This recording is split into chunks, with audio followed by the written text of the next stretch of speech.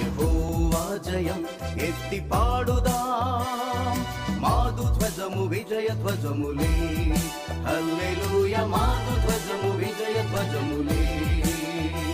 ఈరోజు మన ధ్యానాంశము మార్కు సువార్త 11వ అధ్యాయము 24వ వచనం. మీరు ప్రార్థన చేయనప్పుడు మీరు ఏమైతే అడుగుతున్నారో అవన్నీ కూడా మీరు పొంది ఉన్నారని మీరు నమ్మండి, అప్పుడు అవన్నీ మీకు అనుగ్రహించబడతాయి అనేటువంటి మాట. ఎంతమంది అయితే బైబిల్స్ తెరిచారో మీరందరూ అక్కడ అండర్లైన్ చేసుకోండి, ఆ మాటని అండర్లైన్ చేసుకోవాలి ఈరోజు. ఎందుకంటే ఆ వాక్యము మన జీవితంలో ఫలించాలి ఖచ్చితంగా.